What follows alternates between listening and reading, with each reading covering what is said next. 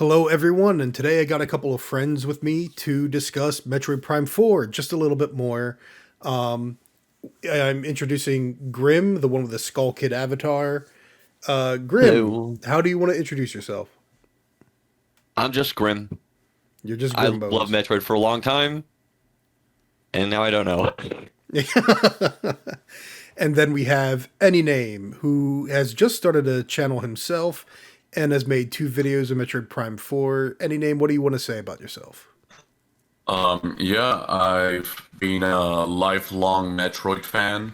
I started with the Prime series, but after trying Super Metroid on an emulator, I just completely fell in love with the series. And trying to process my thoughts about Prime 4 till this point. Yeah, and that's generally just some of the stuff I didn't get into in my video and some other things that didn't fit in there I wanted to discuss with you guys and just have a little bit of a powwow. One thing I definitely wanted to touch on because I have been skimming the comments of my video, I've been reading some of them. Firstly, I did not expect things to explode this much. Turns out timeliness and controversy are great for the algorithm, but one thing I wanted to touch on is I did start with Super Metroid when I was a kid back in the mid 90s. Metroid Prime and Super Metroid are probably my most played in the franchise, though Metroid Dread is already caught up. I do like Metroid Prime 2, Metroid Prime 3, I haven't played that much. I do replay Metroid Other M, yes, not very often, but I do go back because it's a hate love relationship. I mean, generally the only ones that I haven't played, I think, is Metroid Pinball. Is the Metroid Prime Pinball? I think that's the only Metroid game I haven't played. So I am a big fan of the series. I've been for ever since I was a kid. And with Metroid Prime 4, I think there's like one of the biggest issues we have right now is a lot of people are it's not just response to the game, it's a lot of projection of what's going on with the AAA industry or with Nintendo right now. And I'll admit there's some of that to myself as well. Like, did you guys have the same thought when you were like, this is literally a shrine? Like, it's even called a shrine in the map for the big desert open world area. Like, Oh yeah, 100%. you had that Breath of the Like Wild thing. I had that Um, feeling as soon yeah, as we saw them. Yeah. Yeah. yeah, but it was a feeling of, believe it or not, disappointment, because I felt like, as bad as the Breath of the Wild shrines were, at least they have stages of progression. And here it's just entrance room, one singular puzzle, and then you're done. So they're even worse than shrines. Yes. There's no building upon an idea kind of a thing. And that might be actually that might be one of the biggest issues with the game is and I touched this on my video is you have all these powers and I mean did you guys have the same thing where you realized towards the end especially by the great minds I haven't even really used my abilities that much in this game.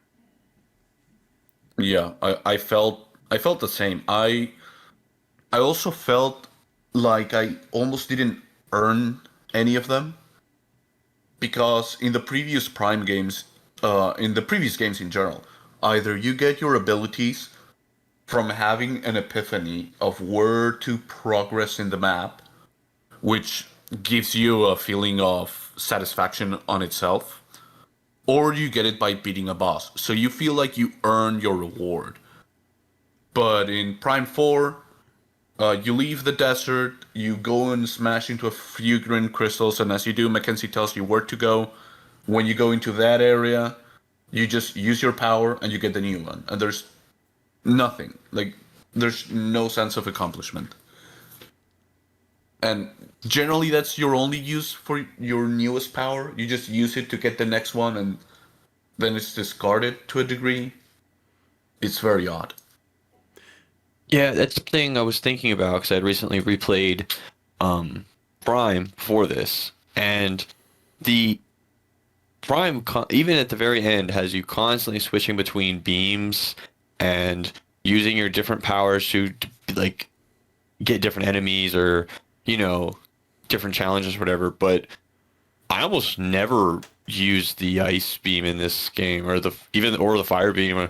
You know, the lightning beam is really useful in combat, the thunder shot, you know, but the game almost never asks you to do anything. Like, and if it does, it's very simple. Like, though, actually, the one morph ball shrine is probably the hardest thing in the game.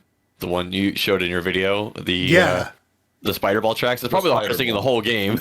I like that one. That Yeah. was good. And that's the thing, like I really liked that one too, because you had to stop and really map out, okay, what am I going to do to get back up to get up there, right? Like you have to have the right path. And that's part of what disappoints me because there are moments like that that I do enjoy. And I think this is part of the issue with the discussion with this game is people are either hot or cold. There's no lukewarm, right? Like I feel like I'm in a lukewarm because I recognize that it does have good things. I can understand why someone has fun in the game because there are fun things to be had, but you can't say this is just a good game and the flaws aren't that big of a deal. Or you can't say this is a good Prime game because maybe to you, what makes it feel like Prime is just the aesthetics of it. But when you get to the whole of it, when you get to the whole package, how everything comes together, it is such a letdown. You have moments like pockets of brilliance in a whole package that's just it. It's like you get a bacon double cheeseburger and you're like, well, the cheese and the bacon is good, therefore the whole burger is good, even though the meat is raw. Right? Mm-hmm. I have a small issue with that because when you compare that spider ball, well, sorry, psychic spider ball section, Oh my god, The psychic spider ball. yeah. completely different, brand new upgrade, guys. Okay, where was I? Okay, when you compare that psychic spider ball track with what we got in Prime 1 to get the plasma beam in Magmore Caverns, there's just no comparison. And you can also extrapolate from that and compare that to the fight against the Spider Guardian in Echoes. It's there is nothing like that in this game. The closest you get is the Spider Ball track, which is good, but I'm starting to feel, is it good? Or is it good in the context of Prime 4? That one, the Spider Ball Shrine, I think is actually a good one because it required enough thought. Like again, like you bring up the spider, like how to get the plasma beam of Metroid Prime, and that's actually when I was talking about it's not really puzzle solving, it's problem solving. That's actually an example of you can see the solution early on, and it's a matter of just taking time to execute it.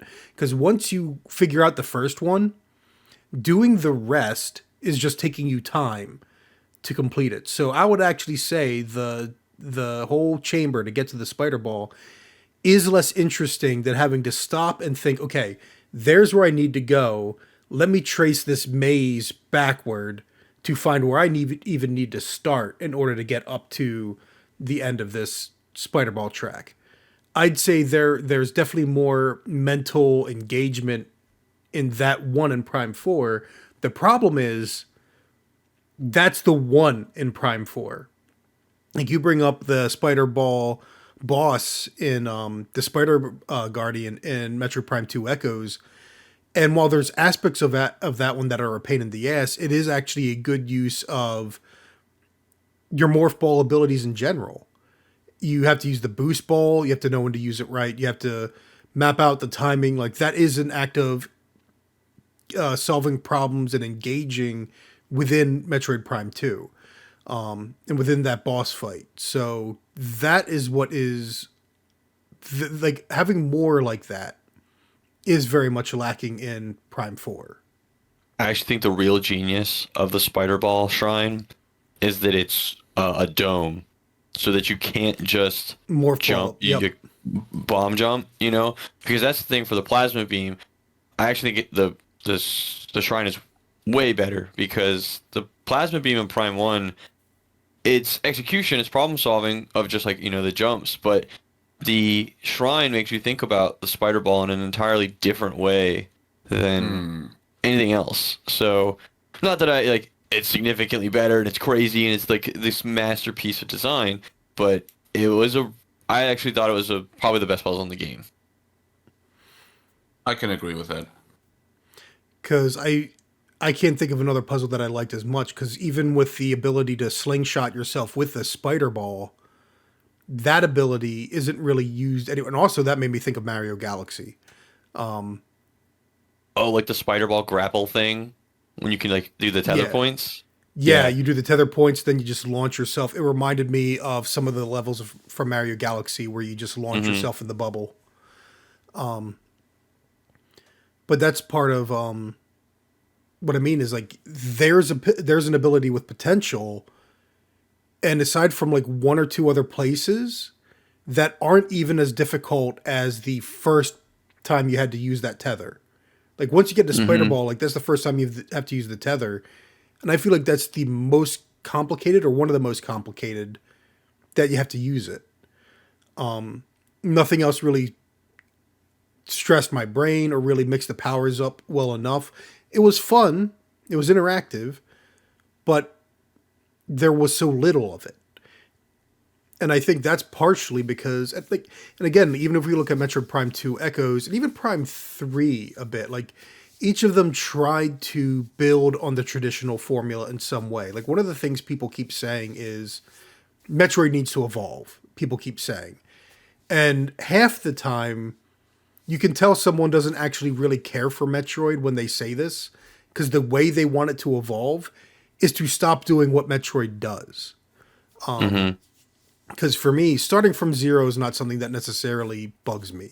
Like if you come up with some reason for Samus to start without any of her powers, oh boo hoo, I have to go and collect stuff again. I have to engage with what I like about the game again. But being unable to build on what came before, because if you look at the 2D games, Metroid Dread builds on the Shine Spark in a way that the Shine Spark is now used in new ways that you weren't using it before, or at least it's refined as well to a point. The grapple beam, they expand on how you use the grapple beam by creating certain different. You barely use it to swing across a chasm, actually. Yeah. So there's room for refinement. There's room for evolution. But in regards to the Prime series, I feel like Prime 2 did a decent job because they didn't really take too many of your abilities away. Every ability that they did take away, it characterized the boss that you fought. And then a lot of times you would get abilities or beams, like the whole beam economy. They didn't want you to use the beams like you did in Metroid Prime 1. They wanted to help you determine, all right, when am I using the dark beam? When am I using the light beam? When am I using them to try and get more ammo back? And then you could use the what was it? The final beam you get, that's both of them. You can use that to charge up one of the bubbles and it'll draw the ing in and kill them automatically. So that was like a neat little thing too. There's all these neat ideas, and then in Prime 4, it's just a grapple beam. We're just using the grapple beam and then you split the grapple beam into two different upgrades. You get the That was lasso. weird. Yeah, it's like you can pull things, but you can't swing from things. Like, why is this separated into two different items? Yeah, I don't know. The spider ball only has that lasso element, I think, because again, I'm not as familiar with Prime 3. Did Prime 3 have anything like that? Not for the morph ball. I haven't fully played Prime 3. So Dude. I'm actually hooking up my Wii U again. I had to order a new sensor bar because I'm going to go through Prime 3 again, and I'm actually kind of excited to do so after playing this game. It's like, man, this oh my goodness. It's like making a game look better in retrospect. And actually that was another thing I wanted to mention. Grim, you might appreciate this and still disagree. I view, because people ask me, it's like, okay, you replay Metroid Other M, why? And in my mind, Metroid Other M and Metroid Prime 4 are off base from what Metroid should be enough, but there's still something enjoyable to find in them as games, even if they're bad examples of Metroid games. So it's like Resident I, Evil 5. Resident Evil 5 is, all intents and purposes, a stupid game. And even following Resident Evil 4, it's a bad Resident Evil game, but it's a fun co op game. And some of that stupidity is in itself fun, like the boulder punching part. So even if Resident Evil 5 is a bad Resident Evil game, it's still a fun game to play with a friend, as opposed to Resident Evil 6, which is just group masochism. So both of these games to me are comparable to Resident Evil 5, where it's like, yes, I'll replay that game even though I think it's part of the problem of the series, versus neither of them are as bad as Resident Evil 6, which is just a bad game. I would probably. I get what you're trying to say because like I responded to a comment on your video that was talking about how they were like, oh, game looks good to me, and I just told her, I was saying to the person like I can totally understand how if from an outsider perspective, if you just never heard of Metroid, came in, played the game, I can totally see someone enjoying the game and having a good time because the combat is good, it's fun, it feels good to control Samus kind of overall, They didn't I think the lock on can kind of get in your way sometimes now because we're just so used to twin stick shooting. But overall, I would agree that I think a person could, no knowledge of Metroid, come in and enjoy it. And even people who do like Metroid, I feel like there are moments of the game that you'd be like, yeah, that was a good moment. Like a lot of us point to Ice Belt as a whole, Yeah. as like a really cool dungeon. It's not Metroid in the way I like it because it feels very isolated and by itself. It's just like this linear series of puzzle rooms and Yeah. combat rooms that they don't live in the world like a normal Metroid level does. Like, no one would ever be like, oh yeah, the Chozo Ruin dungeons or the Torvus Bog Yeah. dungeon. Like, we don't look at them that way. We look at them as areas, but this is just a dungeon. And it's a great dungeon. Like, I like Ice Belt. It's very moody. Yeah. And then, yeah, coming back up is very. Because it sets up that anticipation and then you get payoff kind of a thing. And there were moments where I was like, all right, the music, the atmosphere, this is a little creepy. There's a little bit of creepiness to this. Yeah, you know how when you approach the frozen grievers, you start to get like this new distorted track. I really like that. I thought that was so cool. It felt very creepy, and it really started.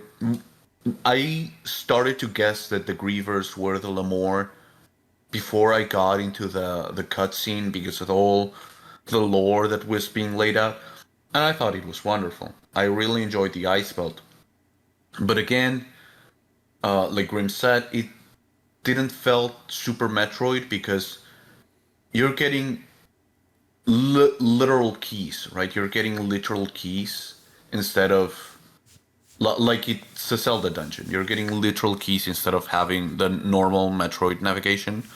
I think it would have been better if you had to maybe activate those switches and then you get another power up and then you use that power up to further progress. But that's a complete change of the pacing of the game. One thing I was just thinking about when you were talking about that is the power-ups really do feel like keys in this game. It feels like it was really based off of Zelda dungeons because I think the main thing is that none of the power-ups really help you move around the world better than you did before. Like none of them have a secondary use. You're never going to use any of them. Like I was thinking about how even returning to places, I don't think there's many places other than psychic platforms that you need to use the psychic space boots. Like you don't need double jump for most things. Like double jumping doesn't help you get around any easier.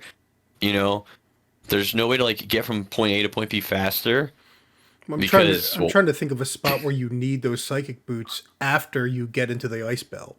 Because technically, in Fury Green, There's before you even get into Ice Fury Belt, Green, you yeah. can turn those platforms on to get a missile expansion. hmm there's one in There's Flare Pool. There's a and you have to visit Flare Pool first in order to get the fire chip. yeah. So you can use You can those turn them on. immediately when you get in there. And it's like I feel like there's one that I'm forgetting, but that's again part of the problem. Is like there's so few areas you use it, and even when you're using the platforms to get into Ice Belt, you don't need to use the double jump element. You can Yeah. single jump up those platforms to get in there, and it's like it's just really It's odd. it's almost like the levels were designed without using the powers in mind, and then they just developed challenges that like utilize the power, and they just put it there. They're like, all right, you know, they develop the level normally, and they're, oh, this is gonna be the grapple room. All right, here you go. Put some grapples down. You know what? What if that's part of the evidence that this was supposed to be an more open-ended game, that you were supposed to be able to choose which one you wanted to go after? I feel I like that to- was the intention. yeah, I do too. And it was the intention very late into development because of Miles McKenzie There's that get line. the other three in any order. Because voice recording is done relatively late into development, right? It's not something you do as you're making the map and everything else. It's one of those things that you So do, and then once it's locked in, kind of a thing. You rarely can bring the voice actor back because it's going to cost extra money. yeah. So to me, it feels like they shifted their goals very late into development, and that's why the game looks very weird. That is why I also felt it almost feels to me like this is a developer that is trying to simulate what happens in a Prime game without really understanding why. And now I think that it's not that they don't really understand why, it's that they shifted their goals and they just had to do it in any way it was reasonable, right? Because like we said, we the power ups feel like keys. They're disposable. You grab one, the game tells you to go to a previous zone. You use it, you get another one, and then you use it to unlock the next door. It almost feels like watching a developer make a Souls-like without really understanding what makes From Software titles appealing. So they just copy the elements without really understanding why they work. Same thing here. Oh yeah, we're gonna add like backtracking because that's what you do in the other Prime games, right? You backtrack. So let's add backtracking. Okay, now let's put a lock that can only be opened with this power up. Okay, we got it. Good. Okay, we're set. It's like they just grab these elements, they put them in without really making full use of them like they did in the previous Prime games. And then Ice Beam is actually kind of a perfect example of what I'm thinking of because you need to get the Ice Beam in order to climb back up the tunnel that gets you to. You need the Ice Beam and the high jump to get back up the tunnel in Super Metroid, I mean, to get the Power Bomb. And then the Ice Beam, however, is more than just freeze enemy, climb up enemies. No, and granted, again, the beam shot in Prime 4 does have combat capability. And it's funny that you mentioned, Grim, that you find the electric shot the most useful because I found it the least useful, but I got done Ice Belt on hard mode. And I'm now like every compliment that I had initially, I'm kind of feeling like Right. I spoke too kindly Oh, just because it's just tedious now. Everything's just tedious, but it's especially clear because I also tortured myself by all right. I know what upgrades I get for shattering these crystals. So this is hard mode. Everything's got double health. I'm going to shatter every crystal I can find and get that beam power increase. The fire shot is so weak compared to using just the regular shot. Like I'm going against the ice grievers, and the fire shot should be useful. it was useful against the boss. Like it still does more. Like the fire shot does more damage on the boss than even the upgraded regular beam. Hmm. But it's reached a point where it is more worthwhile to just treat it as a shooter. Now, granted, are you supposed to have the beam upgrade by then?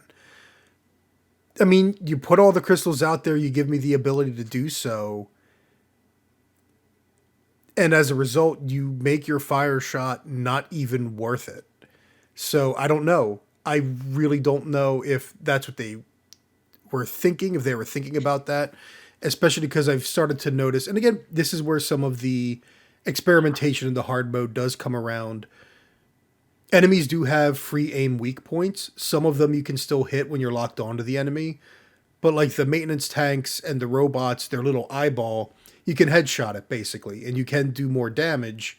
Though it seems like it's pretty precise how accurate you need to be with that. And then you have that green throat sack on the grievers. That itself is a weak spot. So if they're getting ready to fire acid, if you shoot that, they'll stop and they'll choke for a little bit. So there's definitely little considerations in there. But on normal mode, again, you can hit that coincidentally with a regular lock on, and it's not really necessary. Especially because any name you discovered, the ice beam missile wombo combo, I don't believe I never thought to try that myself. But then Yeah. you can freeze the shielded robots, the shielded Cybots, and lasso them while they're frozen, and they just die instantly. They just shatter. So Never there, thought to do that. there's I never did that. you have to make sure it's a charged ice shot because otherwise they won't last long enough when they're frozen. Oh, I see. No, I just did ice beam missile, and they never get to play. They're The just super stuck. lightning missile takes them all out instantly. So Oh, the super lightning missile is very powerful, but and that's what I did use that more often. But otherwise, like the lightning beam wasn't very useful.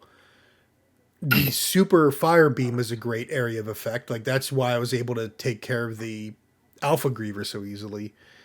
But Mm. even then, it's like I feel it's like I spoke too kindly of the combat in some ways, but at the same time, it really is like somebody was well. That's part of the problem too. Somebody was this is just a basic shoot. Like get any first person shooter fan to play this, and they'll say this combat isn't special. It's like your average first person shooter. Well, it depends on what you mean too, because it's like for the longest time, your average first person shooter was basically a Call of Duty clone. And that's Mhm. just aim for the head, aim for the head, aim for the head, aim for the head. It's not the same. Like it's not really resourceful. But Halo Combat Evolved is resourceful. Doom 2016 and Eternal is resourceful in a way. So, all right, but Yeah. that's where it's like I'm also saying the combat is good. I'm not saying the combat is great. And the combat I don't mind not being great, but I would still say the combat is an evolution of what we've had before. And therefore it's fine. Like this is an area where we do have a fine evolution from prior Prime games. But if this is the best thing you got from prior Prime games, then that's a problem. And that Mhm. also stands the point where if the best feature you have is your combat, and your average first-person shooter fan, not Metroid fan, not Metroidvania fan, but your average first-person shooter fan comes in and is like, "This is nothing special," well then, who are you selling to? Kind of a thing. You know, it's really funny. Before like a couple of week, like a week or so before the game came out, um, some people at Retro were talking about the game, and they made a post about how they didn't make Metroid Prime with combat as the focus. Like that wasn't the intention. Like the combat wasn't the point. It was just there as kind of like a um part of the atmosphere, essentially. But ironically, the combat is probably the best part in Prime 4, like the most thought Well out or realized, designed, I yeah. guess you could say. Yeah, the most well realized. So it's really funny how that kind of flipped on them, where they were like, "Oh yeah, the combat not the point. Like, you don't play the game for the combat. You play the game for the exploration and the puzzles and the atmosphere and all this stuff. And the combat aids in that. Like, it's part of that. It helps that, but it's not the point. But then they developed the system where the combat is the best part and everything else. I didn't see this review with the retro devs or interview with them. Somewhere. I remember they even had pictures about it. I'd have to find it. Yeah, but I'll try. Was it maybe with someone like Game Informer or IGN or something like that? Oh wait, is Game Informer back yet? Well, I think it is. Okay, because I know it shut down for a while. Now it's back. But trouble development, because any name you did mention things before, and that's so. Firstly, that's where a lot of people, I think, and I've seen it in my comments. A lot of people come in with a lot of assumptions, and that's what I like. Clearly, the game has trouble development. We can see that in the end product. Metroid Prime 2 also had trouble development. It was rushed. They had major crunch, and you can even see little signs in Metroid Prime 2 that, like, there's barely, like, the way the Dark World is integrated in the Sanctuary Fortress, right? The Dark World equivalent, the Dark World Sky Fortress is... No, wait, Sky Fortress, I think, is the last thing. But the Dark World... Sky Temple, I think you mean the very last level. But the... No, I am thinking about the Sanctuary Fortress, the robotic place. The Dark World is very... It's not very well realized, and less than what you get in the Light World. Like, there's far less of that. Yeah. Like, the Aegon Wastes is almost entirely mirrored in the Dark World. The Aegon Waste is the one area that is the most realized. Torvus Bog is where you can see some of the issues start to crop up. And Sanctuary Fortress, I like a lot better than Torvus Bog in Prime 2, but it also has the least amount of Dark World to it. So you can see signs that this was crunched and they tried to put it together. But I think what they at least had was a clear vision of this is where we're starting, this is where we aim to end. There's stuff cut in the middle of that, but they knew what they were making.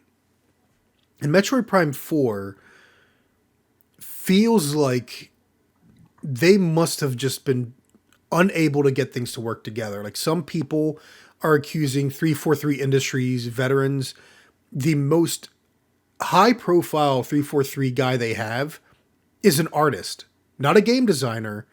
He's the visual designer. So if people want to say it looks like Halo Reach in certain areas, sure, but that was Bungie, not 343. That made Reach, I mean. But this guy's like, okay, sure, maybe the visual aesthetics, but you can't say the combat. I forget who they got from Sony Santa Monica, but that's not 343. They didn't make a Halo game. They didn't make shooters. They made God of War. And you can't just grab an individual and say it's their fault or it's their... because the original designer of the first two Metroid Prime games, I don't think he designed Prime 3. He founded Armature Studios. All right, well, he was a great person in Retro, where they made Metroid Prime 1, 2, and 3. But if you play ReCore, or even if you play the 3DS Batman Arkham game, the Blackgate Prison game, they're not bad games, but they're not great. They're not Metroid Prime great. So it is a team of people. So even if you get like one or two people from 343, that doesn't necessarily poison the entire well. What made that old Retro work was the team of people you had. And now we have a new team. And I agree. Now, I do have to say that I've never considered the Prime games to be first-person shooters. no. I know it sounds very strange because you are in first person and you are in fact shooting, but I still don't feel like they're shooters because aiming and it's not the focus. It's not the focus. The game aims for you.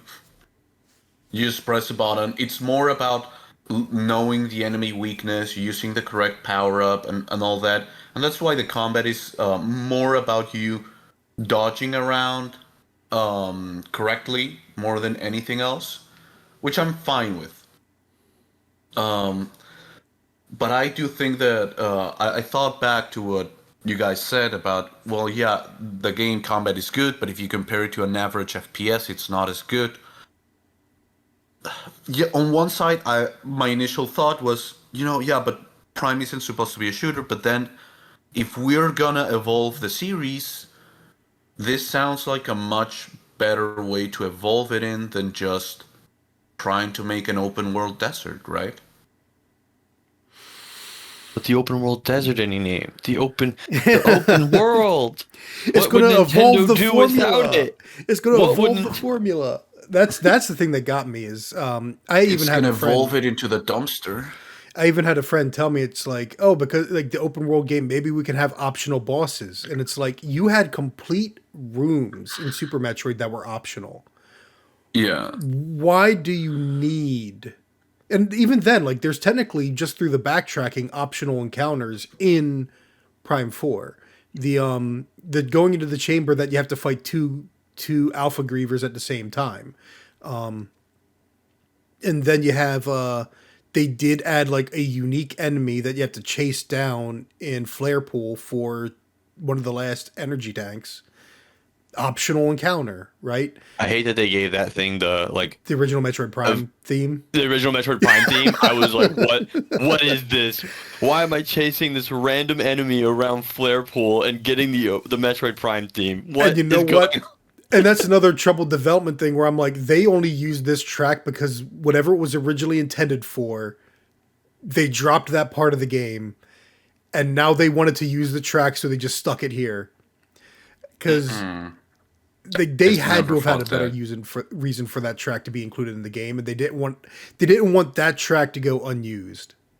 But again, this is technically optimistic, right? I'm giving a lot of credit to the developers by assuming that like they had something better in mind. And again, the desert is one of those areas where it's like, okay, we can go whichever way we want. But I the only thing I'm sure of is how much of the game conceptually was Tanabe's in terms of narrative. But even then, like he wanted to do a game that was more like Metroid Prime 2 with time instead of Light and Dark World. So was that a factor here? And I don't know. Like I see a lot of people again, they try and blame all kinds of things. And even I in my bike video, I posited that Nintendo's got this top down, everything must be Breath of the Wild. But even then there's barely any evidence of that in this desert. Like My thought is that I agree with you that I give them that benefit as well because, right before this, they released the Metroid Prime remake. And obviously that game is already made, but they didn't touch it. Like they understood like the current retro studios, like whatever you could say about them. They didn't really touch the game. They didn't make it any easier. They didn't really add anything like crazy to the game in a way that would damage it, right? They released basically a perfect remake. Like everyone praises it. And so they at least had that kind of thought at the time where like they didn't need to touch it. So I have a feeling that maybe even though they understand that might be what they wanted to make, there might have been some friction elements that caused it to not fall apart, and makes me think that maybe there was a grander design for the game originally, and it kind of just didn't work out. I know in the past they've talked about kind of not seeing eye to eye with Tanabe. prior employees, like with the Kiwi talks. Prior employees have, like prior employees have done interviews and talked about how they kind of clashed with the producer or the producers, however you want to say, Yeah. people at Nintendo. I want to think it was specifically Tanabe, but I'm not 100%. But so there have been problems in the past, and it's possible that because they didn't even want to use Retro originally, they got some other studio from Bandai that Nintendo actually just bought that studio. So I have a feeling that there was some like problems going on behind the scenes, and Yeah. all we have is evidence, and it's all circumstantial. See, So, that's the funny thing, because right now people want to use Tanabe as a scapegoat, and to an extent, I do too. I mean, I laid it out. He doesn't have the creative chops in my video, but at the same time, looking at the Prime art book, there is a quote in there from him that says, Retro proposed a new cutscene, like a revised cutscene for the game. And he said, you know what, this is nice, but let's stick to the old cutscenes because they also convey information to the player. So how much of Metroid Prime Remastered being faithful to the original game was Retro versus Tanabe? This is where it's like we only have so many quotes and we can only speculate so much. And once upon a time, I used to lay a lot of blame on Sakamoto. And narratively speaking, Yoshio Sakamoto does carry a lot of blame because Nintendo is toy makers. It's not storytellers.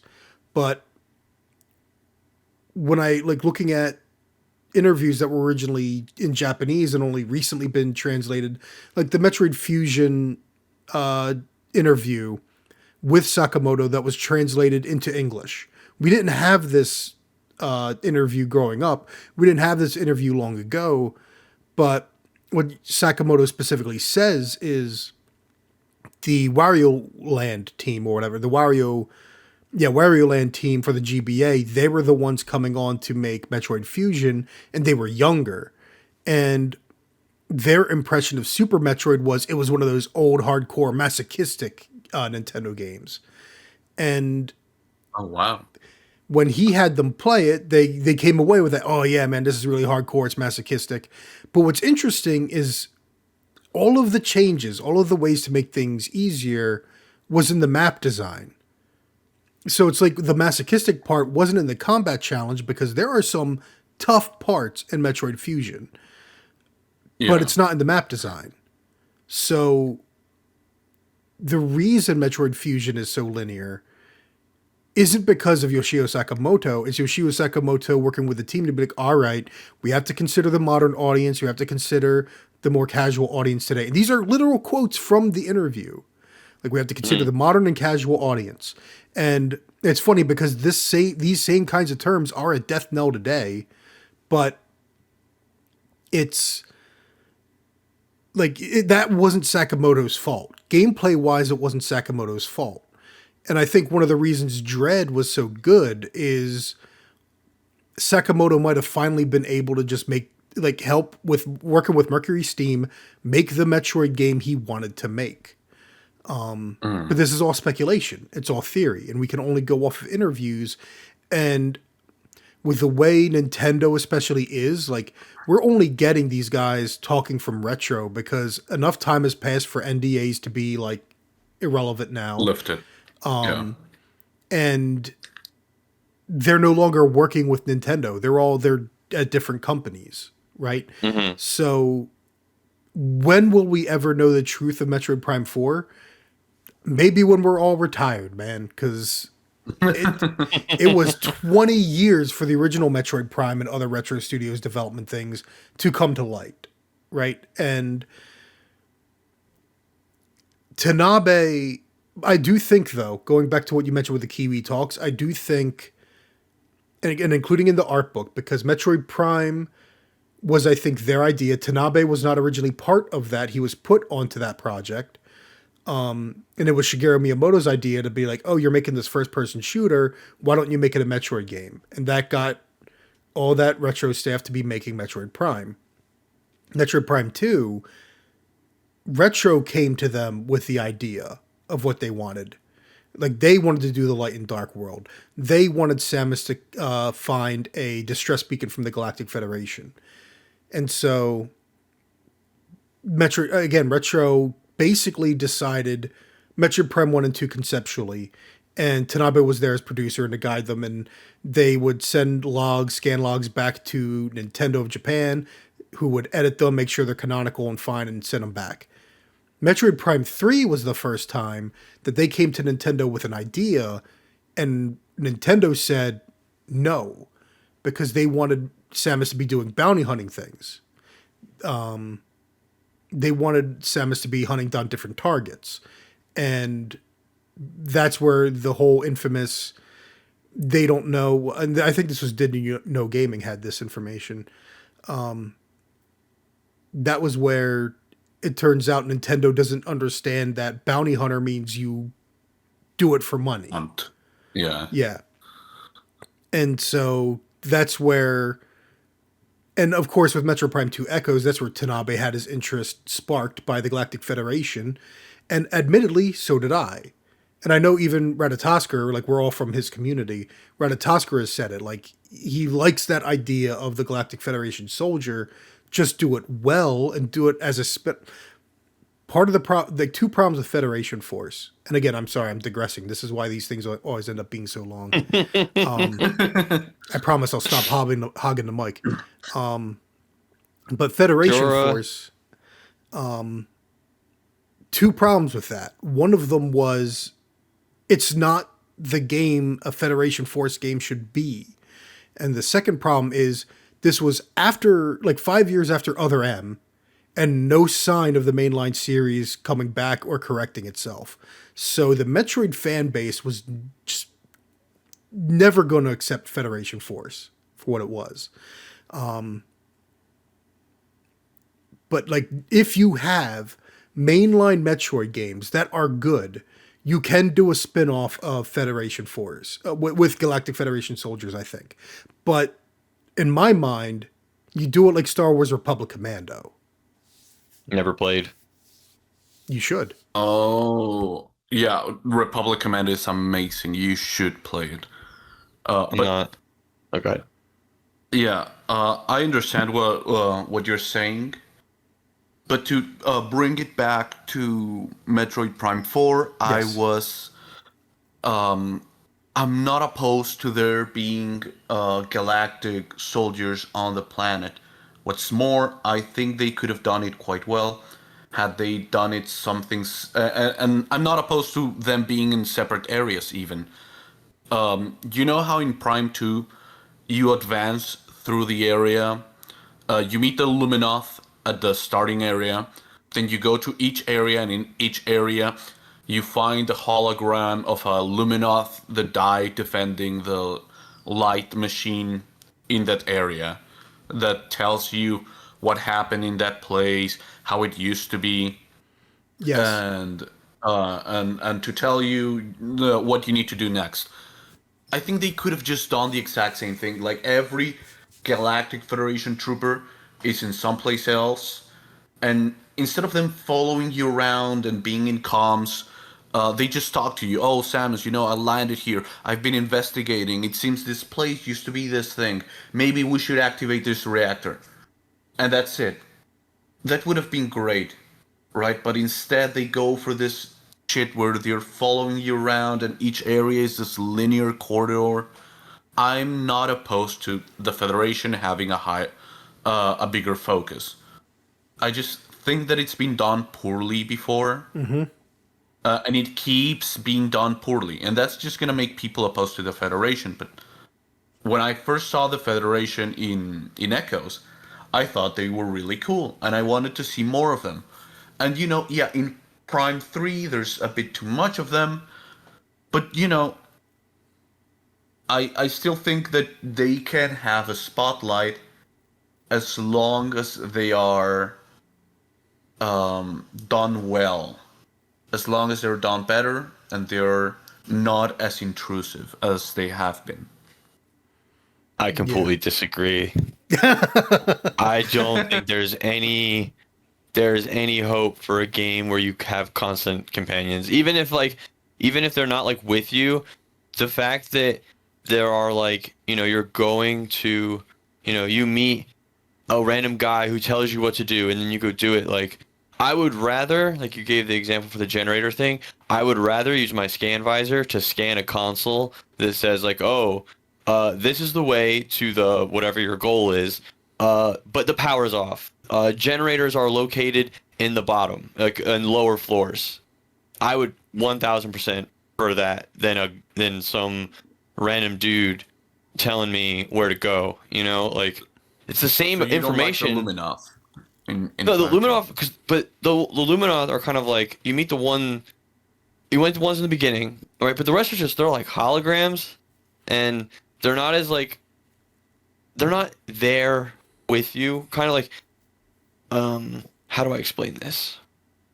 I need the words, but I mean, if I the can, Luminoth didn't bother me in two at all. So I mean, it's been a long time since I played two. Maybe I should go back, but they're kind of not there. Like that's they're not Yeah. present. They're not like a Yeah. thing. Like when you're playing the game normally, you don't really see them. Like, and I feel like, like you were saying, like not to be in comms, but then that kind of stretches disbelief. Like these people have comms. Do they all gather together at the end? Like, I think how they did the Federation 2 is perfect. Like you see them, and they all die. And you can read their logs, and their logs are super sick. Like you're going through, and they're like all detailing their last moments in this harsh planet and everything. Like the logs in two were sick. You know And what? I have nothing against the Federation as a unit, even though it's lost its meaning throughout Metroid's development I don't think it's as they had a keep consistent retconning it. meaning. Yeah, I don't Yeah, think it's it has never a had a consistent consistent anything. meaning because but um. I just don't think there is a world where you can have characters, especially speaking to you in like normal language. Like the Luminoth, I don't remember. They don't speak They were alien language. English. They just like Yeah. alien languaged it, and you got translation. Like I don't think you can ever in a Metroid game really. Like, maybe you can. Maybe I shouldn't say ever. It's possible, right? Because you have like Adam in Dread, even though people don't like Adam in Dread. So. I want to do a video regarding narrative in Metroid another like later where I will get into how they use Adam in Dread because it's interesting. There is one clever thing about it. But I still skip his dialogue on replays. Like I just jam through. His dialogue. Yeah. But because I'm somewhere in between, right? Because I do actually think there is a good way to handle the Galactic Federation and that's the thing. Like again, let's go to my hate love relationship with Other M because Other M at least understood like Samus is on her own and the rest of the Galactic Federation are acting on their own, right? Like say what you will about whatever that game does to Samus as a character or what it does. At the very least, it shows that actually it's also how it's framed, right? The fact that Samus is basically told to go off on her own, it's like, oh, like this only secured my position as an outsider. It's like, no, you're fucking Samus Aran with a Chozo suit that is far beyond anything the Galactic Federation has. It makes sense for you to be on your own rather than babysitting Galactic Federation soldiers, right? Is They're it, going to though? stick together. Well, I don't know. I heard that the Varia suit, it only needs a level 4 mechanic from the Federation. How are you gonna get a new upgrade. How are you gonna get your What do you mean that it's above the Federation? You No, only need that's to be it. level The- 4, the- Ramble. Actually, that's a question. They call him a level 4 mechanic. Was Mackenzie himself supposed to level up through the game through some open world bullcrap or something? Like, it's No, weird I that they think- say a level 4 mechanic to me. No, because they're all level 4. I think it's just you're supposed to see level 4 mechanic and understand that it's Mackenzie. Like I think originally maybe they weren't going to have him call you up and tell you, "Hey, I think I saw you got a new beam upgrade. Why don't you bring it to me?" I think originally you were supposed to like get the chip and be like, oh, "Okay, a level 4 mechanic. I got to bring this to Mackenzie." You mean like maybe how- originally there were multiple different people who had skills that you'd need to go to for different things. Like Maybe. you'd reach a part where you needed Duke's help or whatever his name was. Ezra Duke, yeah. Yeah, and then or you need the sniper guy. Like, oh, there's like an enemy that you need Overwatch on or something. So you have to like go to him. I don't know. Just they all have different roles in the Federation, but they don't. Only Mackenzie uses his. So Now, do maybe you there were think scrapped plans there. What do you're- you mean? The sniper is there to talk about weird stuff. His religion and everything. Yeah. his very, very shallow religion and history? Sorry for derailing you. No, Had to no, make no, that no. It's fine. It's fine. I was actually going to say like all of that because you're doing a lot of armchair game design theory. Would that have been fine, or would you still have hated that? I still would have hated that. One, because I mean, why would I even need Mackenzie? The Chozo suit, it integrates Adapts. alien technology on its own. That Yep. is the core function. Yeah. That is its main ability, is to It's- adapt alien technology into itself.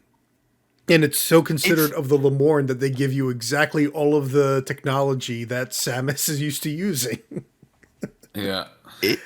It's funny thing is like, I need Miles to install a chip in my arm. But in It's even Prime worse. 1, the suit upgrades to resist Phazon on its own, basically. Like, That's true, actually. Yeah. it's like you get the thing and it's like, yeah, we need this. Like, I'm gonna adapt this technology to become Phazon immune. Yeah, that's actually a good I point. also think it's really strange how it adapts to Lemorn technology that requires psychic shit and all that. Like your scan visor cannot even understand what things are made of before you get the psychic crystal, and the psychic crystal still feels like a very alien form of tech, and you can still adapt and receive all the psychic abilities.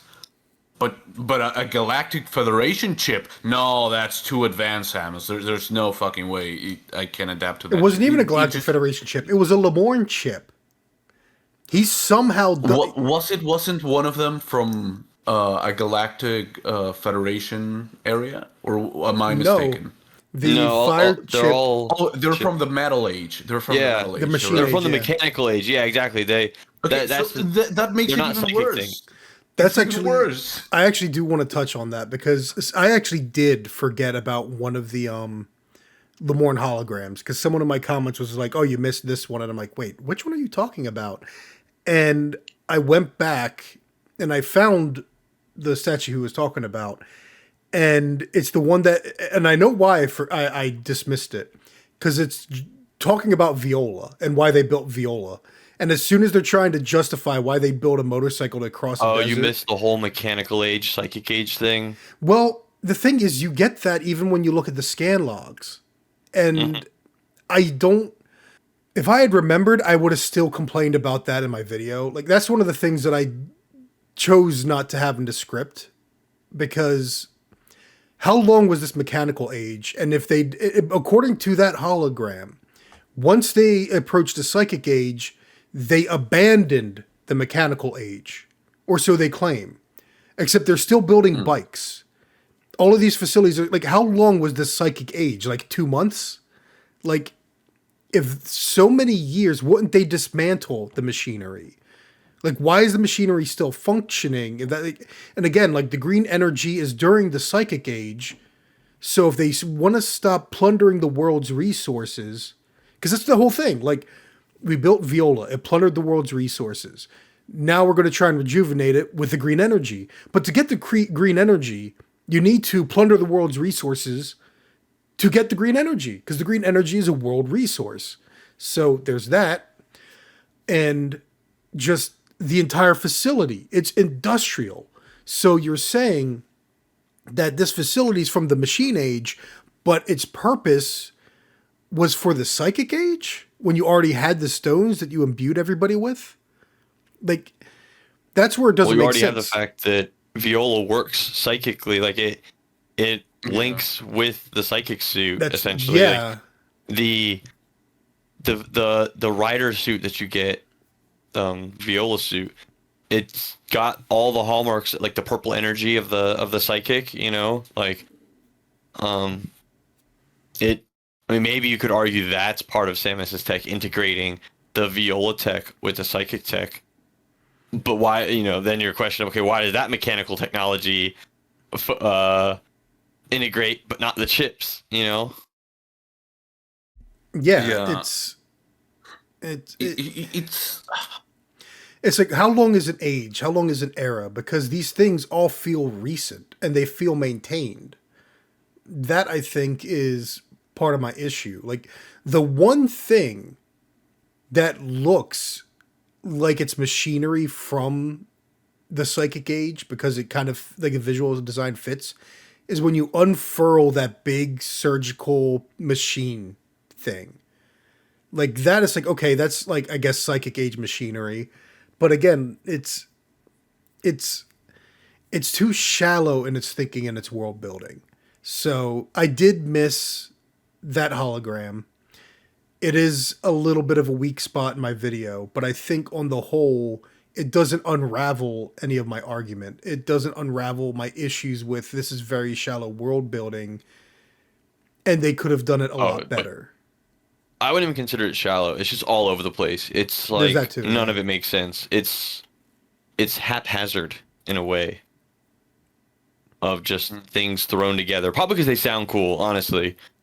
Uh, Well, again, it's I mean Tanabe is from Nintendo, and Nintendo is a toy company, and they're not writers. They're not really storytellers, which is funny because they do have games with good stories once in a while. Like Ocarina of Time, people love to look at as a good story, and Wind Waker, like that's the best Ganon in my opinion, is the one from Wind yeah, Waker. Yeah, the yeah, Ganondorf and Wind absolutely. Waker, 100%. So it's Yeah, not like they're love them. unable, like it's not like they're incapable, but for some reason, like, and again, like this is different from the dialogue. The dialogue was an outsourced company, I think, because so that's another funny thing. A lot of people are pointing to the fact that there's so many outsourced studios, and that's not completely unusual today. Most of those Hmm. outsourcing is like they who knew they'd have an outsourced studio to handle all the voice acting, right? Of of course you're going to do that. Of course you're going to have credits for somebody else's audio studio to handle that. You have outsourcing for certain art assets. Okay, I can understand that.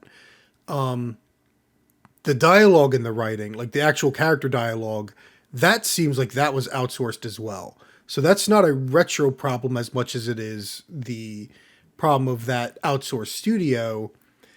Though, who decided to outsource to that studio? Who gave the approval on the dialogue? But I do want to. I do want to rewind a little bit and give because I was harsh on Kara Armstrong for her fangirly ways, and I still that's justified. That is some bullcrap. But I do want to give some credit to what they tried with her relationship with Ezra Duke. I'm not going to say it was good. I'm not going to say it was in any way notable, but I don't hate the companions as much as I was expecting. In part Agreed. because like Ezra Duke, at the very least, tries to tone down Armstrong's fangirliness. And there's also the deeper element where she's clearly the rookie of the group. She, well, technically Mackenzie's not even a combatant, but she's like the rookie soldier. It's overwhelming to her. And she has these moments where she's trying to, you know, be a good soldier, see the mission to the end.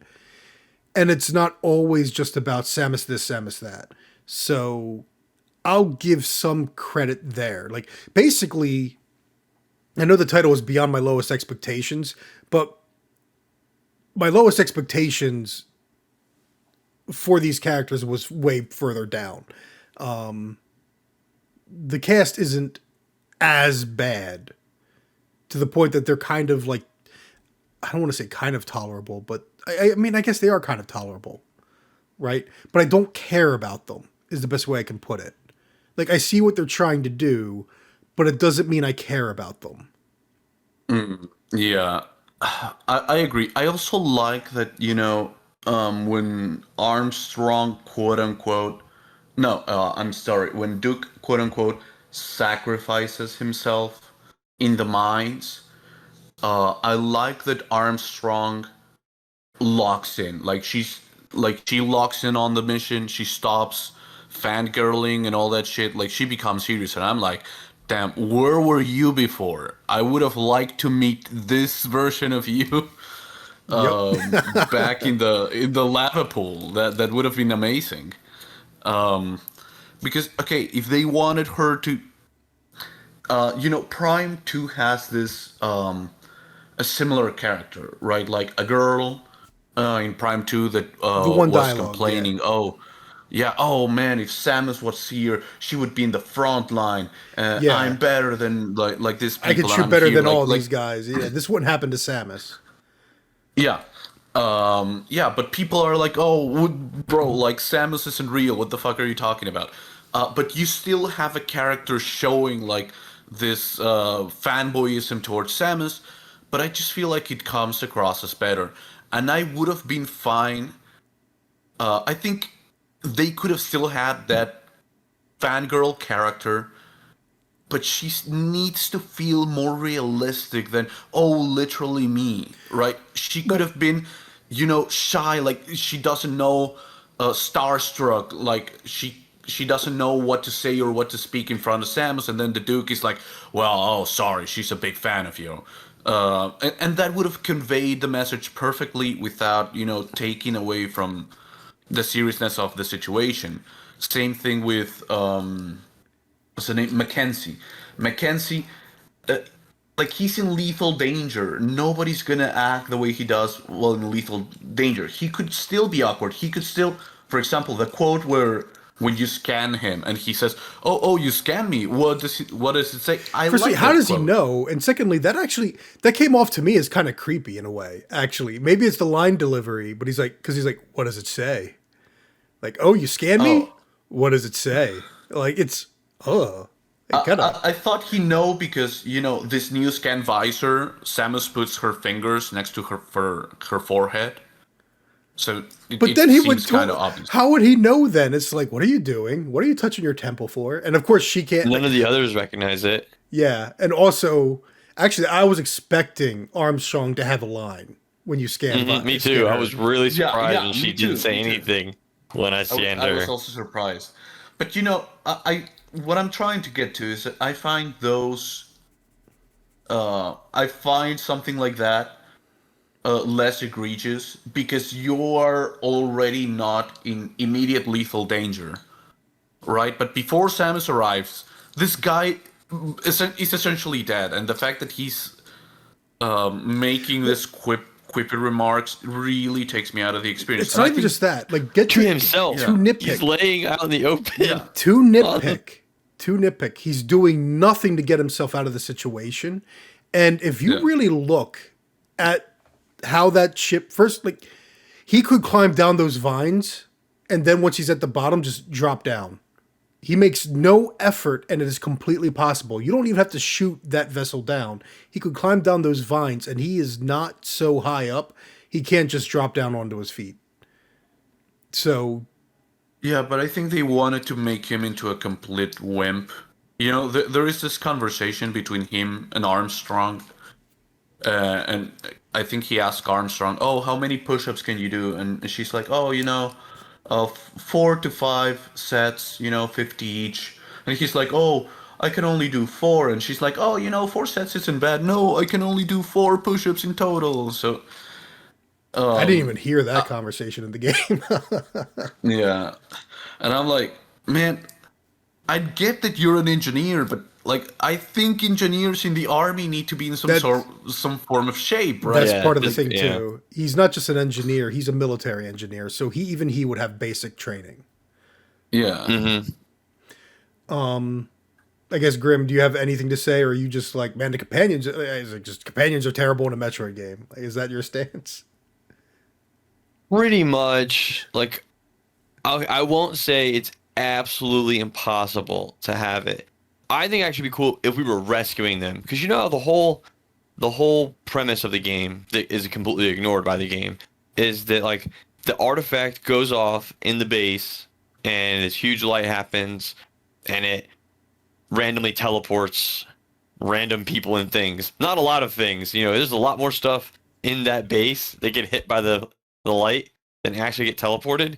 But it would be cool if you were like, the Federation is scattered. Like, you've got pirates and you've got Federation troops that are just strewn across the planet, and you've got to save them. You got to help them, So you got to go into flare pool, and you get like a distress beacon, and it could be like the Prime 1 hint system where you get like the draw on the map that like tells you like, oh, we've discovered a galactic distress over here, and you can go and save them, and then yeah, they can get added to the camp. They can maybe help you like momentarily, like, oh, Samus, we found this thing while we were trapped here, but it looked like the Metroids were starting to swarm it. Like, you should go over there and check it out. We'll get back to base and try and get communications established or transport established. Like, we'll try and work on other problems, and then they just leave you alone. That's it. They're done. They go away. They go back to base, and maybe you see them later at the end of the game when you teleport home and you find a way home for everybody.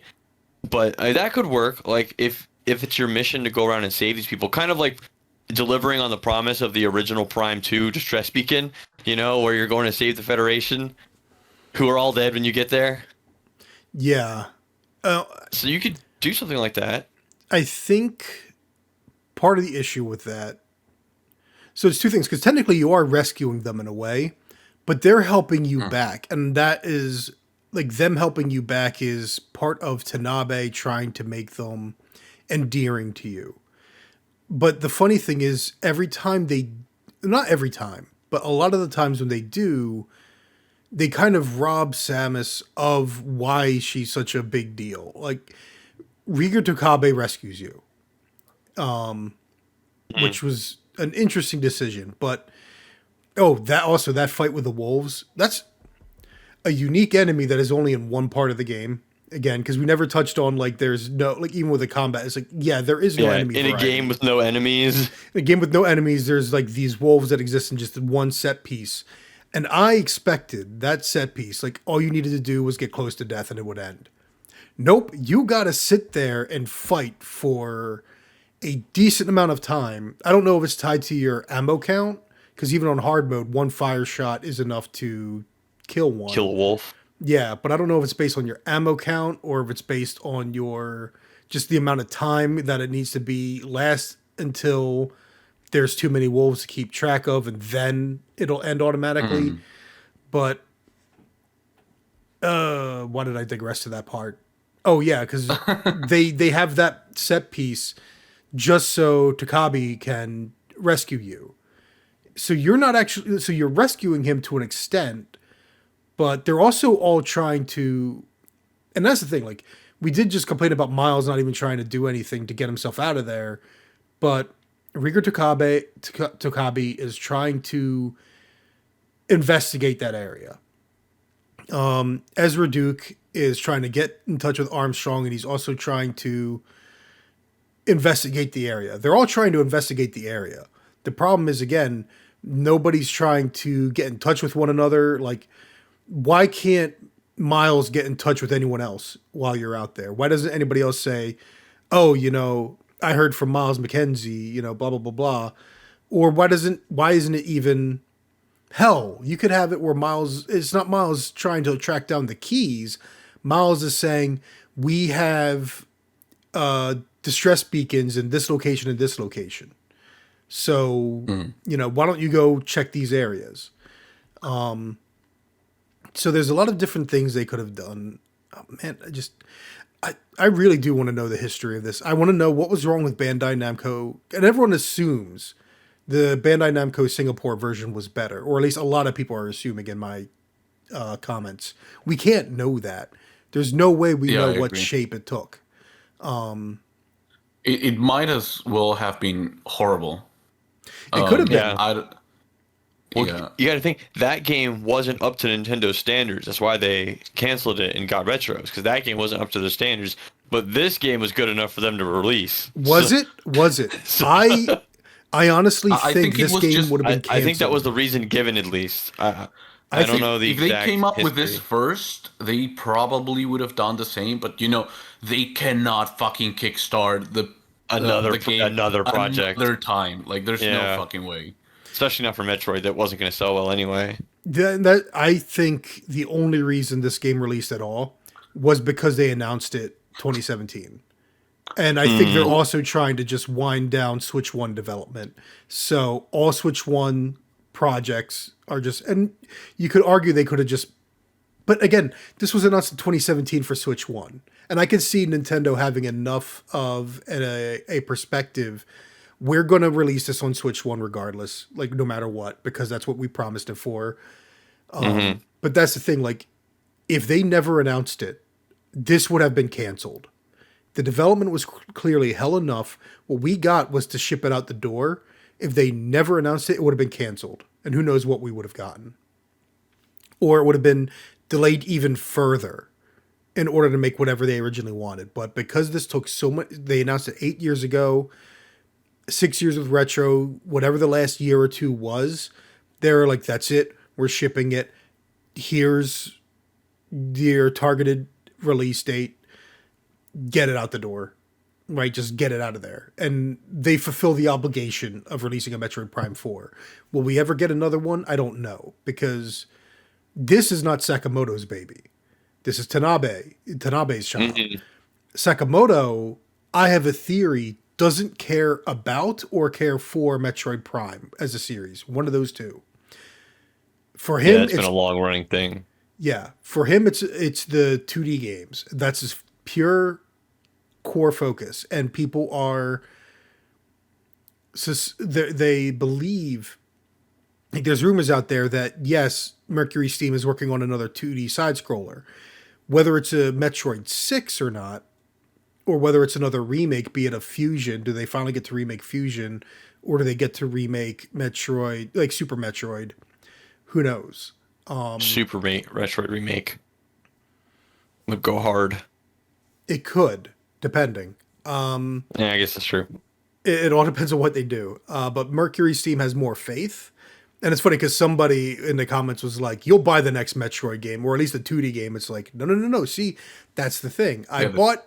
2D game, 100%. I'm not going to buy Metroid Prime 5, assuming it ever gets made, unless I know from trusted sources it's worth getting. The 2D side-scroller... Probably because Mercury Steam has my faith. I've got 80 plus hours in Metroid Dread, which for me is a lot in one game. And especially a game as short as that. That means I have replayed that game a lot of times. Metroid Dread is really good. And I know... a lot. Go ahead. Yeah. No, I think it's my second favorite. And I'm more on the Prime side of things, for sure. Like, they're Metroid very different. Prime was the second or third Metroid game I played. But I really fell in love with Prime 1 and never had the same love for the 2Ds. I think I like Super Metroid almost as much as I like Prime and Prime 2. So Dread was like kind of... It was great to play, but there was always this like kind of about it, you know. I'm not super hype on it, but I think I would still buy the Dread 2, whatever they call, you know, Metroid 6, whatever, on a heartbeat, because they killed it with that game. And this is where another thing, because people are like, oh, you'll buy the next one. It's like, oh, you know, Nintendo fans are worse than Disney fans, or no, Nintendo adults are worse than Disney adults. It's like, okay, like, I believe in buying a good game if it's good and if it appeals to me, because that's the thing. Like Metroid Prime 4, and I was actually waffling, and I think I told some of you guys I wasn't sure if I was going to get my Metroid Prime 4. And I was even like, it is funny because there are people that are like, "Oh, you're just a grifter, you're just blah blah blah blah," which is absolutely hilarious to me because even to make this video, I closed Discord for so many days and I try not to watch any videos. Like I was just crunching on what I did without seeing what anyone else's opinion of the final product was.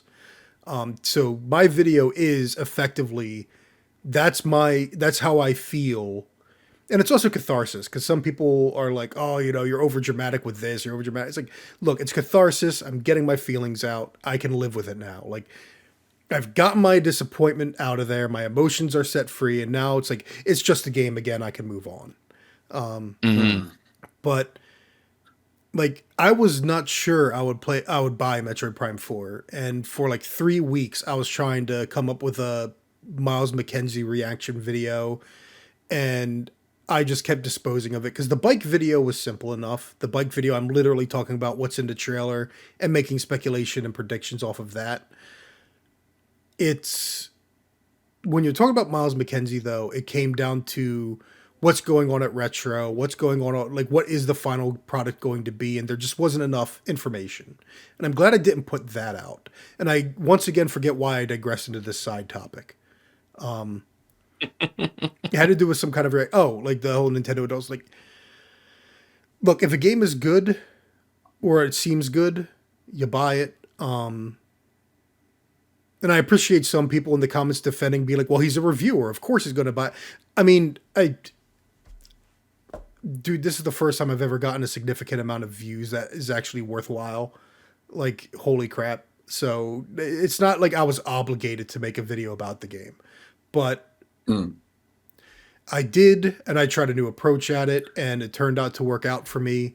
But no, I mean, like in the future, I am not guaranteed to buy a Metroid Prime game, even if it's like, even if this channel does continue to be exploding, right? Like, even if this channel keeps growing further, I have no obligation to buy a new Metroid Prime unless I know it's going to be a good game. And the next side-scrolling Metroid, well, we'll see what the marketing is. We'll see if there's any kind of, because if there's enough warning signs, if there's enough stuff to indicate, maybe not this one, Chief, I will wait. So it's Well, go ahead. I just want to add a bit to that the fact that a lot of people say, "Oh, you're just grifting," or "You're just this," or whatever. I have to say, I haven't been like super into like super connected with the overall Metroid fan base, but from what I saw, they looked all like very level-headed, very cool people, and I was just surprised at how visceral the reaction was to this. Because, man, even before the game released, anyone that wasn't super hyped, that wasn't, "Oh yeah, look at Mackenzie, I love him, haha, he's so nerdy, he's so funny." Everyone that wasn't super on board, people that were just saying, "Oh, I'm not very sure about this," like they were just attacked, like, and it was all the arguments were insults. And now after the game has came out, I feel like the discourse has shifted heavily towards the people that still like the game, but still the people I'm sorry, the people that don't like the game, the discord has shifted in their favor, but still the people that like the game, like all their defending arguments, it's not like, "Oh, I really like the atmosphere. Oh, I had a lot of trouble with previous Metroid games, but I feel like I can finally play this," which, for me, I don't like that because I feel like something has been taken from me. But hey, if that is your defense, if that is your, "I can finally enjoy this," for me, that's a good argument. For me, that's, "Oh yeah, I'm glad you enjoyed that." But I don't see any of that. All I see is people just calling grifters, "We hate change." It's just insults. And I don't know if I don't know if you guys were more in tune with the Metroid community before this, because I'm just shocked. I'm not Oh, no, in I don't tune go with online. I'm not, I'm not in tune with any real community. Like, I didn't really look at the Metroid subreddit until some of this, and I found some good memes. Yeah. But for the most part, like, I don't, even in the Metroidvania subreddit. Oh, and there are a couple comments that were like, "Don't call it a Metroidvania, it's a Metroid." Okay, you're right. You're right. It's a force of habit. I'm Yeah. sorry. But there's like, I don't really go into subreddits a lot. Like, Gaming Leaks and Rumors is the only one I regularly post in, or not post in, but look in. I don't post on Reddit either. Like, I no. YouTube videos, like, I've found most of the YouTube videos I've seen on Metroid Prime 4 Beyond pretty level headed, even if they're negative, right? There's a lot of us that are disappointed. Most people are level headed, and most people will be like, the game's gorgeous, right? Yeah. It looks beautiful. The music is good. The music, we don't have enough time to discuss the music. The music is good. there's a lot of Is good it? things about I like it. it's not varied. My biggest issue with the music is that a lot of it sounds Yeah, the same. I can see that. The Yeah, individual I can agree. tracks I like. The problem is I it's don't not think there's varied. any song I like after Ice Belt. That's so Before much the After same Ice as Belt, Vault Forge. The game is over after I. Okay, fair. Game over after Ice Belt. But the funny thing about that is It's surreal because it's not just the level design, it's not just the upgrade, the pacing, everything, including the music, everything goes downhill after Ice Spell. It's surreal. It's so Wait, weird. I have a really important question for the two of you. okay. Have you looked up the desert soundtrack? The one that No. you only get if you buy the amiibo. No, I haven't actually. Okay, I haven't listened to it either. I was hoping one of you had, so you could tell me if it was like. Is the it worth peak $30? music of the game. I don't think it's an individual track. I just think that the amiibo allows you to choose a track. Oh, You know what it While you're probably in is? It might also be because Viola technically has a theme song, and you play it in the F-Zero level. Sick. You play it in the, it plays in the okay. F-Zero level. It never plays any other time. Yeah. Honestly, like the funny thing about that is because again, when I was playing hard mode and I was just going around for them crystals, I was also able to just have a Ratatosker stream open and just have that as my soundtrack while I'm just doing this mundane task. So I don't mind the no soundtrack as a rule. It means I could just open up a podcast. But no, and I do want to say, like, the one thing that I kind of do want to talk down towards, or just I want to critique because I do use terms like modern audience and casual audience, but I don't use them to be politically loaded. I don't mean what a lot of people do.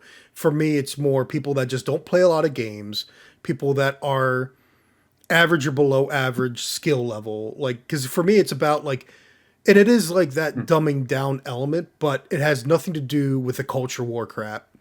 And even my issue with the self-insert characters, that's a lack of originality, that's a lack of creativity, that's not about politics for me. So there is a lot of people in my comments that are down on this game for political reasons, and honestly, I'm tempted to delete comments, and I would delete like half the comments if I did so. Like, this is not a game where this is not politics, right? Like, and if you believe that, that's fine. Take your crusade elsewhere. It's like, I just, oh my goodness. Like, you can have your feelings, you can have your opinions, you can have your frustrations. I don't care. I don't want to, and Lord knows I've got, like, there are a lot of times where I've had a tipping point where I've started saying things I shouldn't, even on this channel when doing a podcast. But for the most part, I aim to view these games as games. I'm not viewing them with politics in mind. My issues with Mackenzie and Armstrong aren't based off of politics or some suspicion of an agenda. It's just these writers lack creativity and originality. That's the issue, and that is broader. But that I think is something that has, like, I haven't seen I haven't seen comments on Reddit.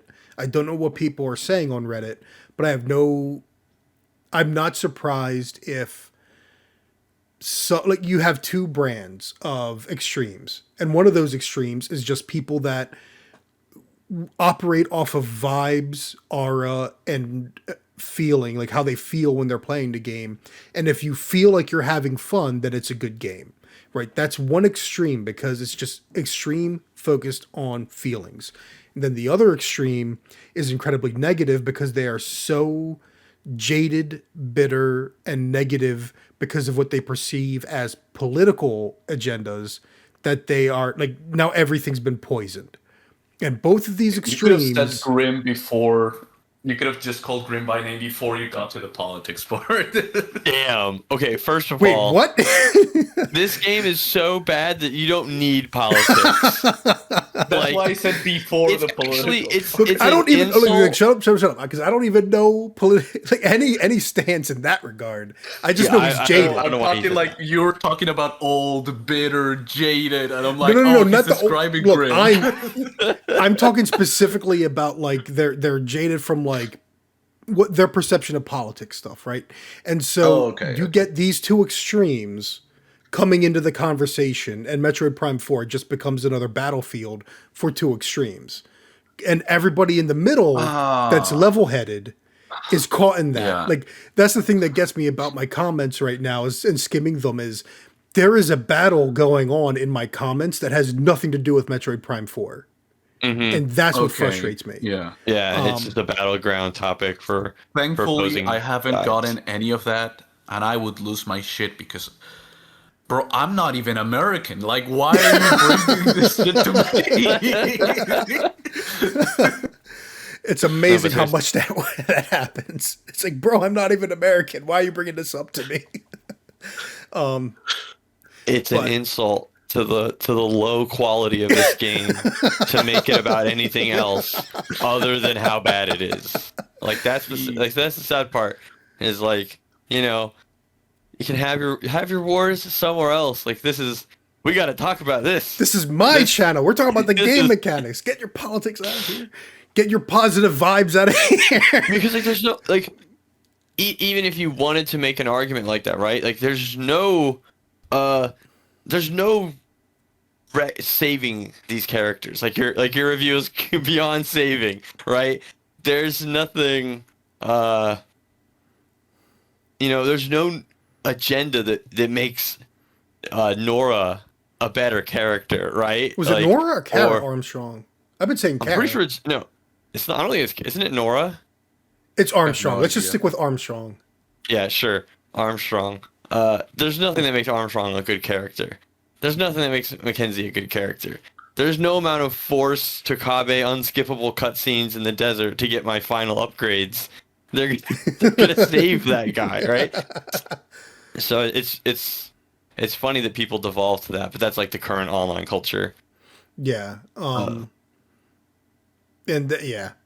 But with all that said, and also like again, for like I just made a joke about like the no positive like if you are one of those positive people, then I understand your take, and I'm fine with you disagreeing with me. I'm fine with people enjoying this game, though it does not like just like my issues do not prevent you from enjoying the game despite those issues. The fact that you're enjoying it doesn't change my criticisms, right? Like, and there is also an aggregate, right? Like that I happen to agree with a lot of people, or that I do like what I said. A lot of people are like, wow, you put words to what I was thinking and feeling myself. There is something to that. There is something to the aggregate that there's a lot of people that have a lot of the same issues. And that's why constructive criticism is very important. But if mhm. you are like, if I harsh your buzz, I'm sorry. Like, I expressed how I felt. Go ahead and enjoy the game. I'm not going to stop you, right? Because at the end of the day, like, my complaints, like, I'm issuing my opinions and I'm looking for people that have good, interesting insight, interesting thoughts. Like, if you disagree with me and you can put those thoughts to words, and I could be like, oh, I never considered that perspective. I understand that. I'm fine with that. I like hearing other people's opinions. I don't like hearing insults and attacks. And especially because even insults and attacks that aren't even towards me, they're all in the comment section. But I'm going to drop that now. We're going to wind up. I have one last question for you guys. Okay. If a non-retro studio were given the opportunity to make another Metroid Prime, which studio would you choose? Um, this might sound very strange for you, but probably I would have to go for 4A Games. What have they done? They are the ones that they made the Metro series. Hmm. So they are Mm-hmm. very experienced with making very atmospheric games that are just about immersion and having a sense of place in a specific area. Making all these different monsters and how they behave in the world. Because I know some people don't like Exodus. I came around to liking it, and I came around to liking it despite the open world elements because there's still a lot of tunnel linear sections. And while you're in the open world, you can look at the fauna, interact with the environment, and as long as and they're really good at making those smaller, cramped, very claustrophobic sections inside the tunnels. So as long as they're just told, hey, you're gonna make all these tunnels, except it's gonna be a Metroid, a few open rooms that they've had before. I feel like they could be amazing at making the next Metroid Prime. They are very experienced in that already. Interesting. Grim, what about you?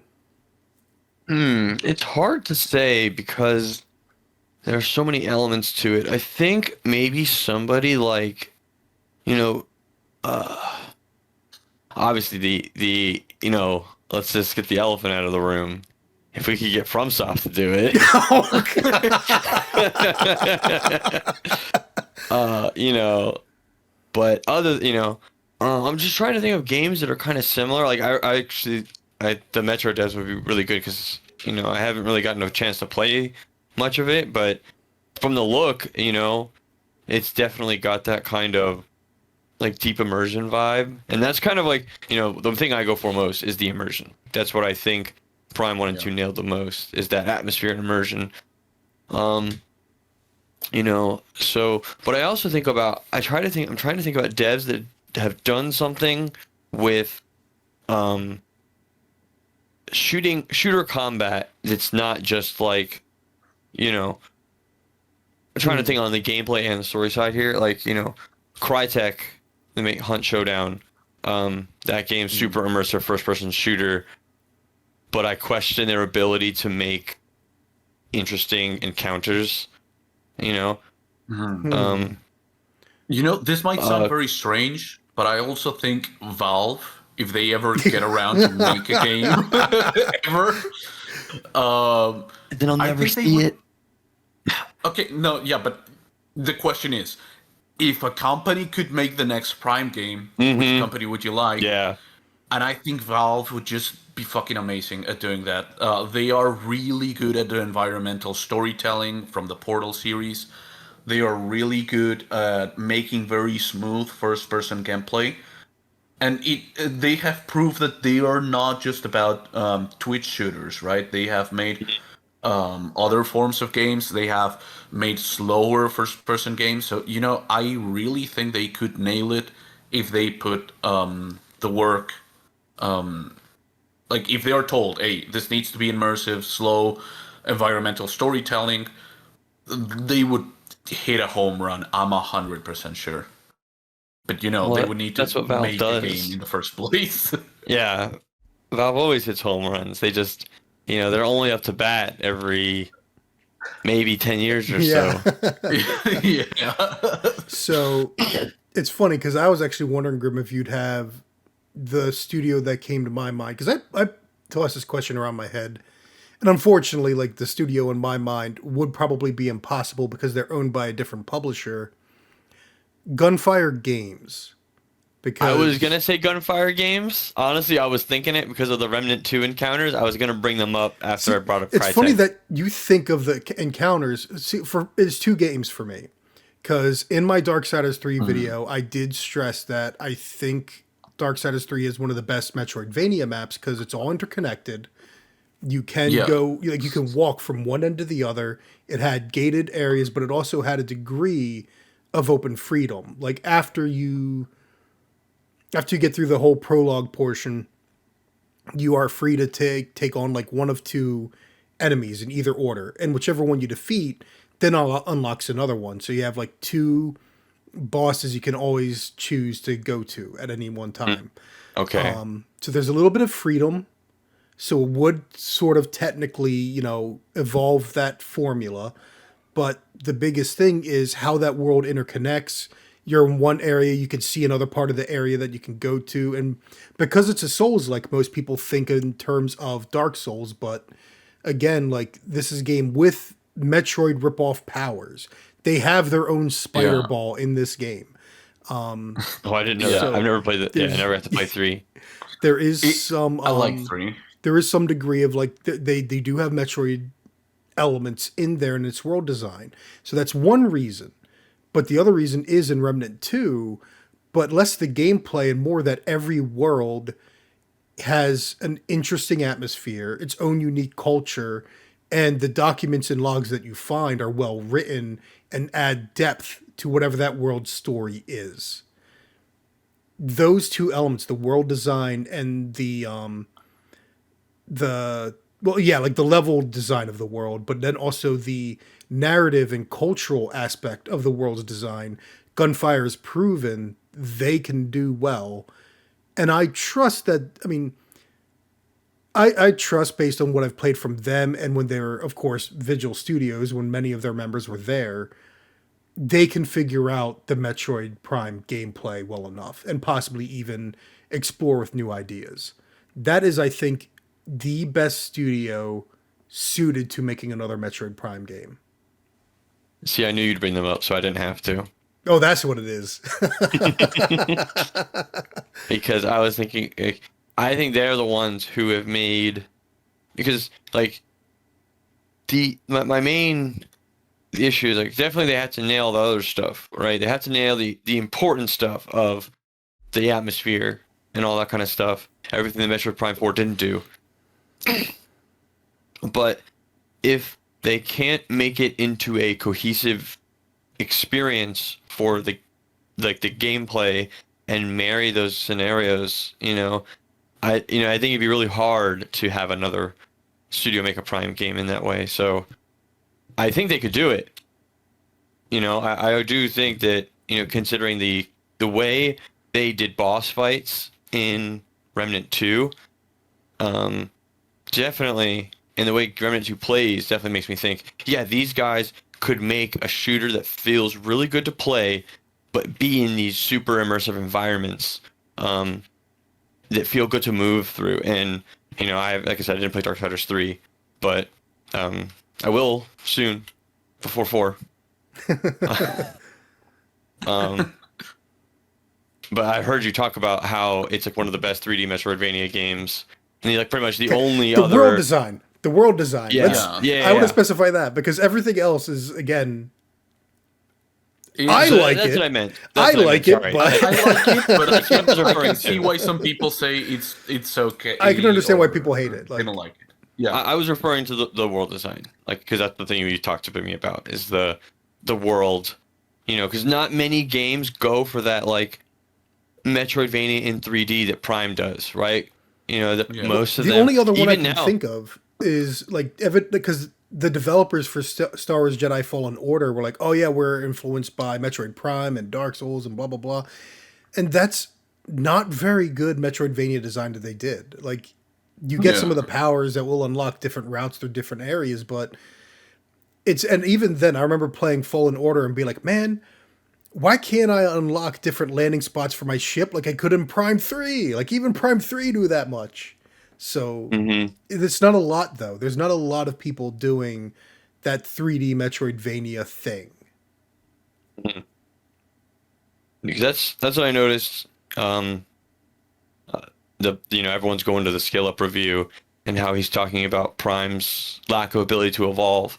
But all the games that he's comparing it to are all 2D games, and they're all recent popular Metroidvanias in that space because there aren't any in the 3D space. So it's kind of hard to really nail down like where it could go with what developer because no one's doing it. No one's working on this kind of thing. And even in that 2D space, as I discussed with you in the one night, nothing feels like a Metroid game. Even of the games he's listing, none of them feel like a Metroid game. So I understand if Metroid itself isn't for you, but Metroid is doing its own thing. And I don't know. That's probably going to be stuff I discuss at a later time. I do want it to evolve, Podcast but 2. evolve giving me new interesting powers. The only new power is the control beam, and then every other power is the same power with psychic as a prefix. Okay, That's to be all. fair, that's a pretty standard Metroid thing, though, right? Like Okay, yeah, most but of the Metroid games share if a. you're gonna evolve Metroid, I would prefer if you keep all other parts of his identity, and you evolve it by giving me a lot of new powers. Mhm. That would be something interesting to me. As long as the power is good, and I think that's part of what's Yeah, tough is obviously.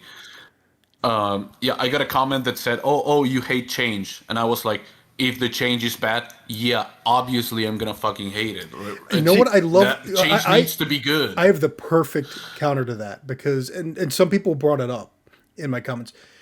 I remember when Metroid Prime was first announced. I remember when everyone was panicking that Nintendo was just going to make a first-person Exactly. shooter. Metroid Prime came out. It was way different, and it's. I don't want to say it's way different because again, it understands the heart of it, but it is change. Just moving to 3 dimensions is change, and how you interact with the world has changed. But it understood the heart of what made a Metroid game a Metroid game. So it was Yeah. good. Hell, you could even say to an extent, 3D changed Ocarina of Legend of Zelda, right? Ocarina of Time does not have the same pacing as A Link to the Past. The only difference, now that I think about it, is A Link to the Past. Like you can recreate dungeons from A Link to the Past in 3D, and it's still that dungeon. So that's not a good comparison, actually. My bad. But no, I would it's just not that say I'm that against change. Metroid fans are the one fans that you can't accuse of this being afraid of change because not only did we receive one of the biggest changes for a series becoming one like being one thing and becoming another thing, but it's also the highest rated game in our franchise. Metroid Prime, yeah. Metroid Prime 1 is like, going from Super Metroid to Metroid Prime, it's like their world's different. They're not even the same. They're not the same genre. They don't feature the same, nothing about them is really similar, even though a lot of spots of Metroid Prime are like remakes of Super Metroid areas in a way. Yes. People like to point to Brinstar and Magmore Cavern and all that kind of stuff. But we love that game. It's the highest rated Metroid game there is. Like, And until Metroid Dread, it was the best selling. yeah. So Yeah. Metroid fans are not opposed to change. Hell, Of anybody. Metroid Fusion. Metroid Fusion, a lot of fans are like, I don't like Fusion as much as a lot of other people do, but Fusion does make changes itself. Namely, like, I was about to bring up the ice and the cold, but that's just replacing lava. So that's a bad example. Shoot, but there was one other thing. Oh yeah, even the Fusion X, right? They're even a little bit different, but no, that's a weak argument. Never mind. Scrap, delete. Like, and this is why this is the first time I've ever made a video in a week because it usually takes me 3 freaking months to work on one video because I'm scrapping and deleting every script. Well, at least you're self-editing, Yes, I'm willing to. I would just be admit right when the I'm first wrong. time. Yeah. All right, I think it's a good time to wrap up. We're a little further than I wanted to be, but it was a good discussion. Thank you guys for joining me. This is the last for now because I don't think I'm going to make that combat video. It's like hard mode has been disappointing. I'm not going to make that video on Metro Prime Force combat. I said everything I needed to, and I glazed it too much. The combat's not as good as I glazed it to be. But You just gotta post the retraction. No. Metroid Prime 4 combat. It sucks, actually. It actually sucks. No, it's also mid. Oh my goodness, everything wrong with it actually, and it's funny. Someone mentioned like Vault Forge, like, oh man, Vault Forge is hard, and I'm like, I know it's great. Vault Forge was great on hard mode, and then I got a bunch of health tanks, and then it just, nope, it's tedious again. Just like every other Metroid Prime on hard mode. There you can evolve the Metroid Prime hard difficulty to actually be good. I'll take that. But thanks you guys for joining me. Any name Thanks I for will having Thank me. you for having us. Any name, I'll include a link to your channel in both the. Actually, I'll include a link to your video as well in the end screen, and I'll include in the description. Oh, And thank you. That's Grim, very kind of you. you don't have anything to link to, right? Nope. All right, you're an enigma. All I'm an right, enigma. Yeah, if you want more of me, I'm sorry, but also you can't. So. all right. Thanks for listening, everybody, and have yourselves a good one.